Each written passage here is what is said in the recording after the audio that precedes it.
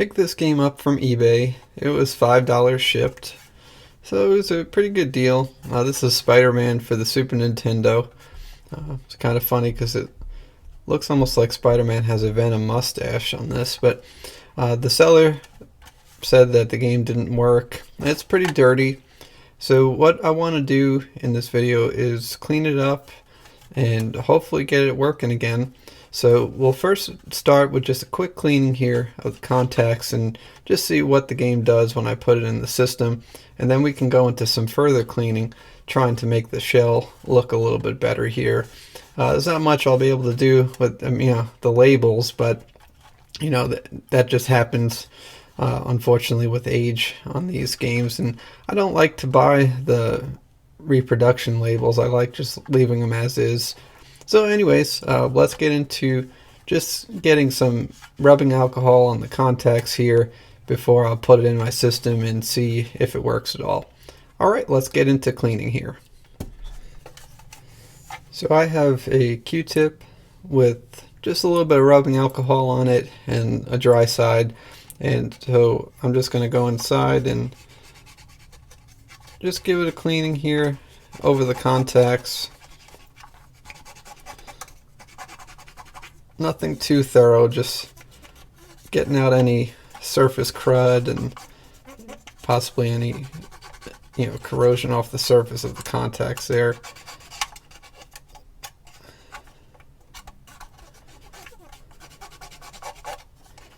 Okay, and so you see a good bit came off, and just use the dry side to dry off any excess. The good thing about the rubbing alcohol is it dries really quickly, but this will help speed up the process and get anything else off there.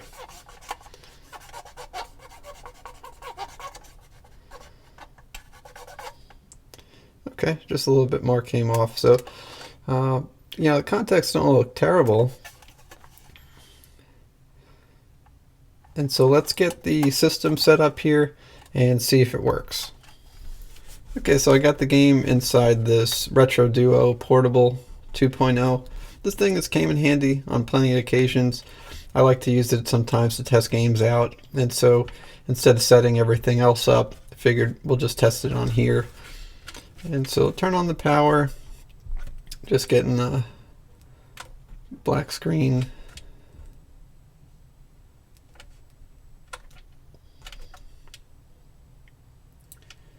And so let's put the game back in and see if that makes any of a difference.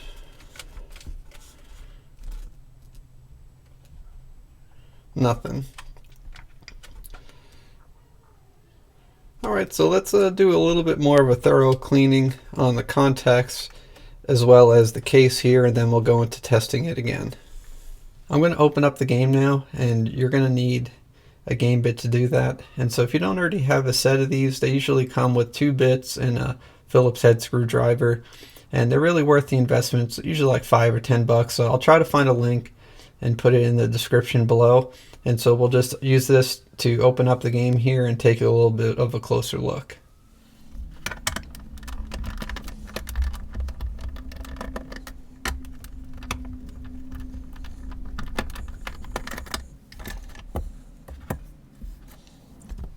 Alright, we got the board out here, and it doesn't look that bad. But we may want to just clean it a little bit more thoroughly and see if that might make a difference here. Along with, we'll clean up the shell some more too. So let's get into cleaning this all up a bit more and see if that might help.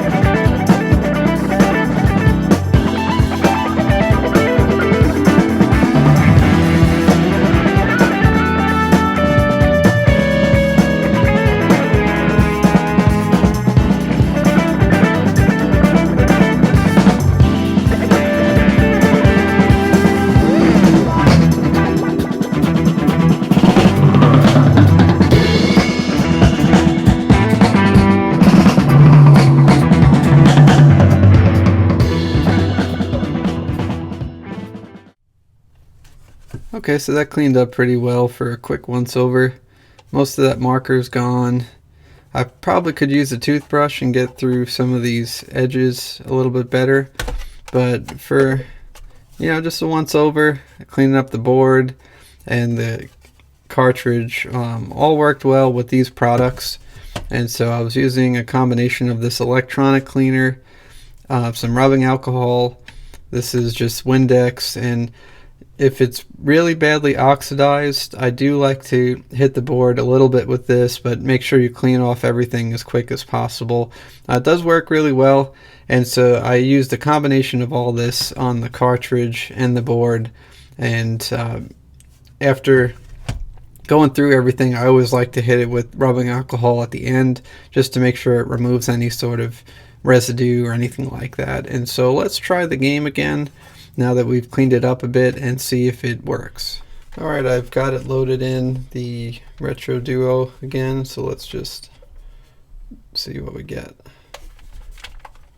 So it looks like it's still a black screen here.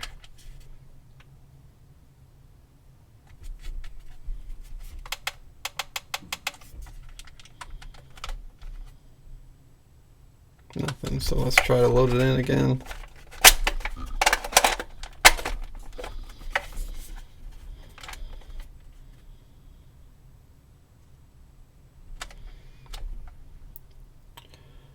Nothing.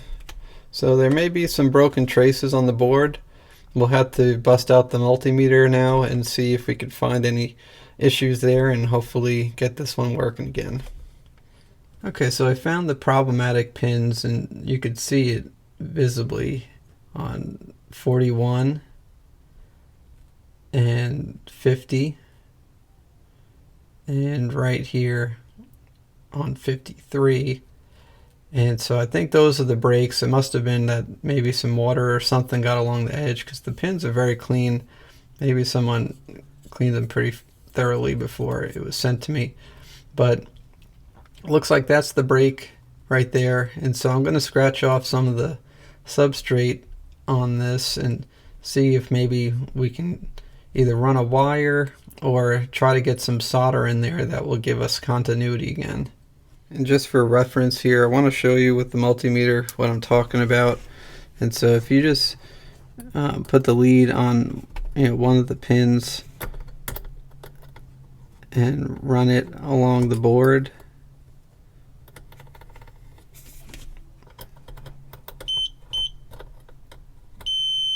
you'll see where that's where the pin goes and you get continuity. So right here on pin 41, I'm running it across the board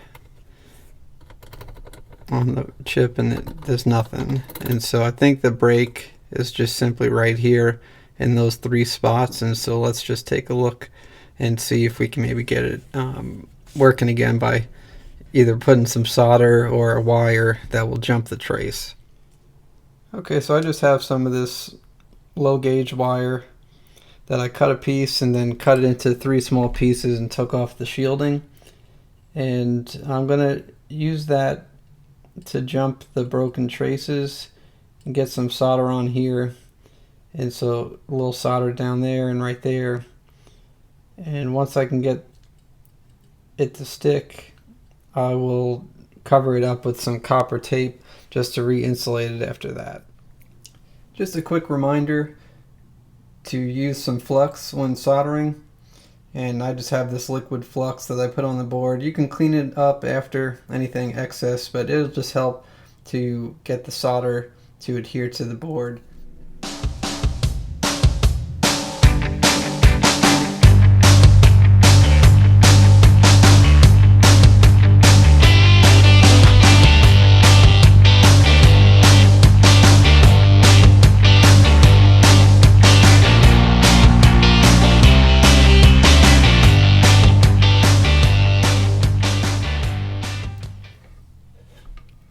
Okay, I've got that one in, and I know it's a little bit extra solder there, and so you'll need to remove some of it afterwards so that this is still flush on the board, and I'll show you that later.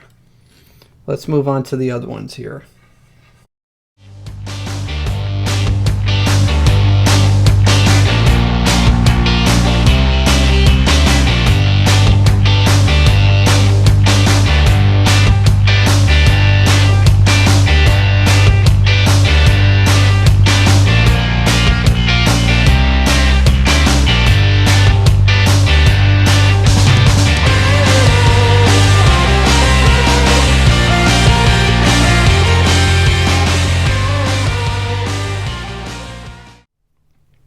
Alright, I got my multimeter set up here, so let's test out the pins.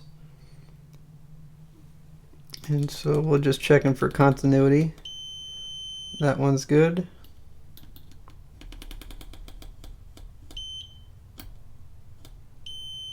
That one's good. And that one's good. So I'm just going to clean up the solder a little bit so that it lays flush on the board.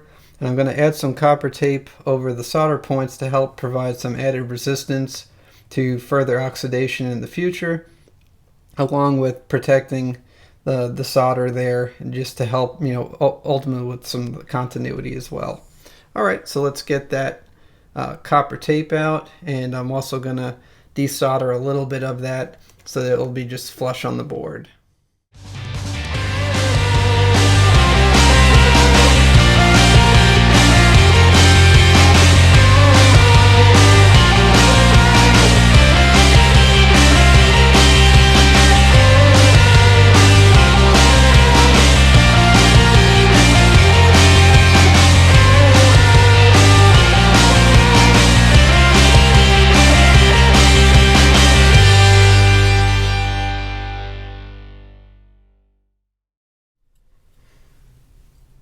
Here's the board after I've cleaned up the solder a little bit, added that copper tape, and tried to make it as flush as I could so that it doesn't have anything blocking it when you insert it into the cartridge slot. And this is just one method. You could try to find exactly where the pins go, and you could just run a wire. And so let me show you an example of that on the back, because there was another 6 broken traces on this game, so it was a mess. And they were all along this, just above the pins here, so I don't know if it got wet or if there was just something on here, the previous person cleaned it with something that was just a little abrasive. I'm just not sure. It was kind of interesting that the pins were super clean, but everything else was pretty dirty, so they might have just not opened it and tried to clean it with something and then didn't clean it off well enough. But either way, I've gotten continuity on all the pins now, and I'm thinking this is good to go, so I'm going to put the game back together and we'll test it out. Alright, here's the moment of truth. We got the game cleaned up and loaded back into this Retroduo Portable 2.0. So let's boot it up here and see where it's at. So this is promising. We're at the start screen.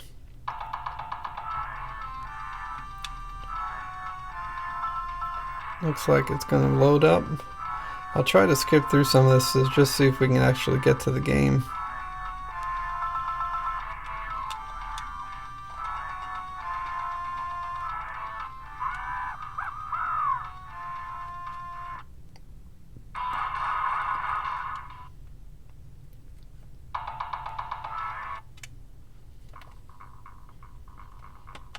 Okay, great. Yep. Started up here.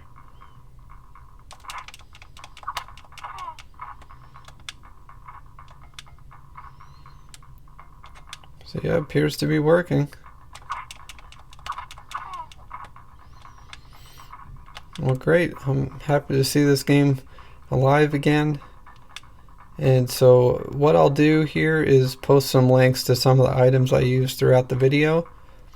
And I appreciate you following along. I hope you have a great day.